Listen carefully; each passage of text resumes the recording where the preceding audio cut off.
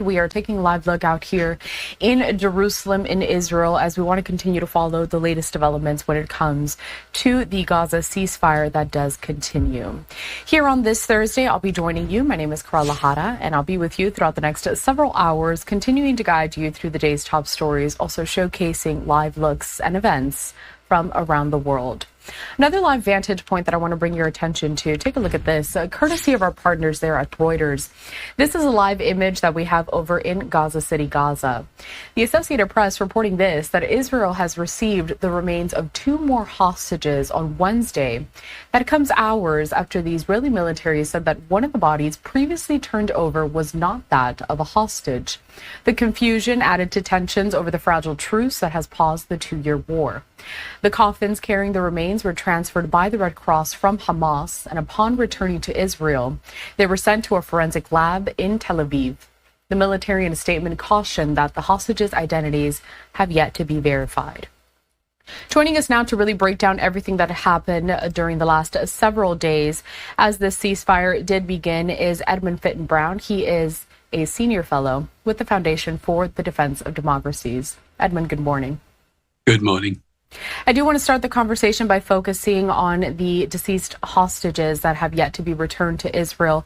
Really break it down for our viewers, the complexities of this and the challenges of making sure that all 28 of those bodies are returned. Yes, so obviously we've had the successful return of the live hostages, and we now have a sticking point between Hamas and Israel over the return of the remains. And as you said, another 2 seem to have been returned overnight, and that brings the total of actual hostages remains to 9. Israel was expecting 28. At the time of the ceasefire. And so Israel is saying that Hamas is not trying hard enough to repatriate all of the remains. Hamas is arguing that it's going to need specialized equipment to get through the rubble in order to get to other remains. They claimed at the time of the discussions over the Trump plan that they had lost contact with some of the people who are holding either hostages or remains. So the question is, how will this be resolved? Will Israel accept that Hamas is trying its best, or is Hamas in fact deliberately holding on to another bargaining chip? And as you're giving that latest answer, Edmund, I'm also showcasing this other vantage point that we have there out in Gaza, because you mentioned really trying to find the bodies of those hostages and also the rubble that is a lot of what we're seeing in Gaza. And you can clearly see that through this live vantage point. It's a lot of buildings, whole neighborhoods just completely decimated there to the ground as we see some people walking through the streets there. Let's talk a little bit more about the communication that's happening now between Hamas and also Israel as the ceasefire continues, so that Israel gets what it wants from this ceasefire. How is that going, and how are mediators involved still? Well, mediators remain involved. You've still got the Qataris, the Turks, the Egyptians very much in play. Of course, the meeting in Sharm el-Sheikh is still only a few days ago. So the Israelis and Hamas do not have any mutual confidence with each other. And so understanding the reality of the dispute over the remains is partly going to be down to intelligence, what the Israelis or the Americans or others understand Hamas is deliberately holding out on, or whether Hamas is genuinely in disarray. Now, one of the things that Israel will be concerned about is that Hamas is not making all of its efforts to fulfill the commitments under the ceasefire, because it's deployed 7,000 armed personnel to reassert its control over Gaza. So in other words, it's more concerned with putting down its rival Palestinians rather than completely fulfilling the terms of the ceasefire. All of that said, we should acknowledge that the first phase of the plan has been largely accomplished in most of its features. So you do have a ceasefire, you do have the Israeli redeployment, you do have the return of the live hostages and some of the remains, and you do have aid entering Gaza, albeit not yet in the quantities that the United Nations and others say is necessary. We've been hearing from the Israel Defense Forces of some activity that's still going on there on the ground. Here's a post on social media from the IDF on their X account. It says this: following the sirens that sounded a short while ago regarding a hostile aircraft infiltration in the area of Eilat, it was determined to be a false identification. But we've had a few mishaps, maybe a few incidents over the last several days in which people are concerned, as they're following this closely, that the ceasefire has been broken, it's going to stop, and the war is going to continue. Can you outline some of those incidents that we have witnessed?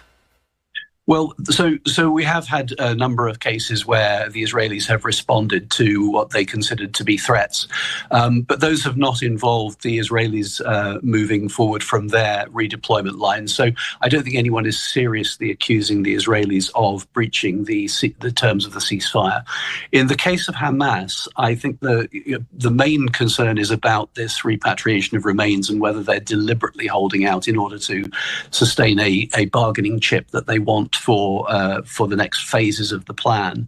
But in my view, the most serious thing that we're seeing on the ground is not so much a violation of the current ceasefire.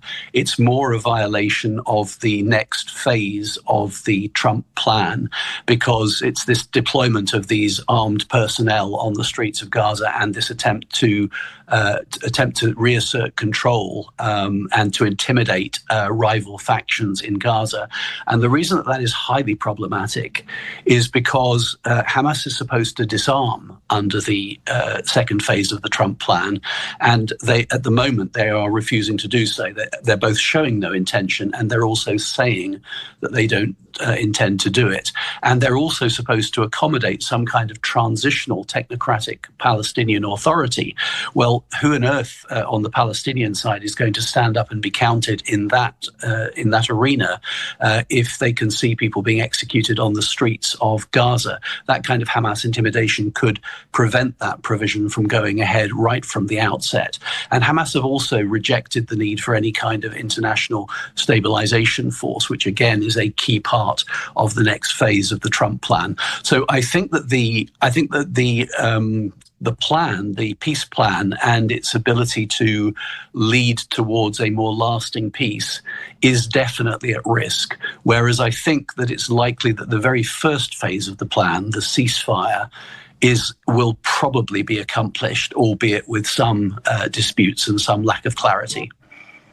Looking ahead to the second phase of this entire ceasefire plan, what kind of timeline are we looking at when it comes to being able to execute that? Now we know that the 20 living hostages have been returned, slowly receiving the bodies of some of those who are deceased. But is there more leniency at this time? Is there more of a broader timeline when it comes to accomplishing the next phase versus going back to an all-out war and fighting on the ground? Yeah, no, that's the exact problem that you outlined there, and it is troubling because Gaza does need some kind of immediate stabilization. Obviously, you've got aid going in. Well, how is that aid getting to people? Is it actually reaching people? Is it being stolen either by Hamas or by lawless elements? So there is a serious problem with that. The deployment of the necessary personnel that are envisaged under the second phase of the plan is going to be very difficult to achieve because you don't yet have trained personnel. I want to bring us back out to these images that we have down there on the ground. It's very compelling when you're seeing this, really the aftermath of this fighting that has gone on for more than 2 years at this time.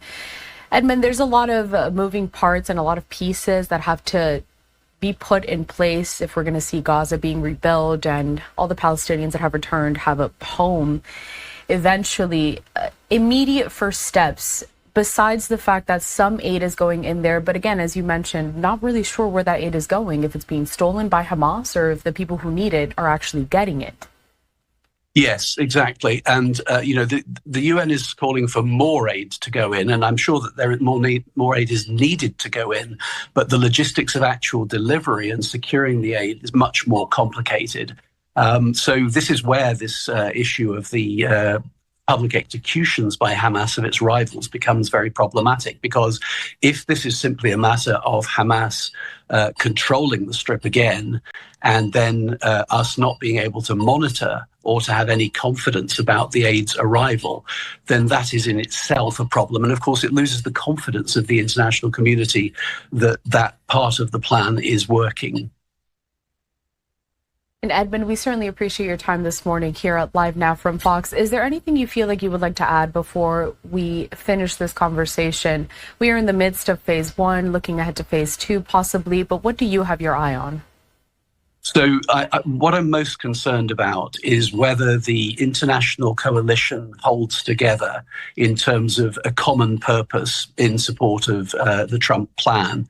And the most important part of that is going to be the sustained commitment of the Arab and Islamic states that are engaged with forcing Hamas to comply, putting pressure on them. We've seen some threats from the United States. President Trump has said, if Hamas does not disarm, we will force them to disarm. So the US is expressing concern, but also optimism that things will work. I think if they are to work, we will need the Qataris and the Turks and the Egyptians to be telling Hamas, you're not doing well enough, you have to do better. And we will also need to see signs that people like the Indonesians, the Pakistanis, Qataris, Emiratis, anyone who's going to assist with the international stabilization force is stepping up to do so. And also that preparations are being made to train up Palestinian police in Jordan and Egypt in a timescale that will actually make them effective, rather than seeing, as you say, the risk of Gaza subsiding back into conflict. Edmund Fitton-Brown, a senior fellow with the Foundation for the Defense of Democracies. We always appreciate your time here. As I had mentioned, a lot to keep up with and a lot more still ahead. We'll talk soon. Of course. We're going to stay on this topic, though. I want to bring us back out to some of these images that we have here coming out of Gaza. A few of them we had showcased throughout that entire conversation, because not only is the ceasefire in place and we're looking ahead to getting the remainder of those hostages who had died during this war back to Israel, but also there's a lot of talks as to how reconstruction of Gaza is going to look like going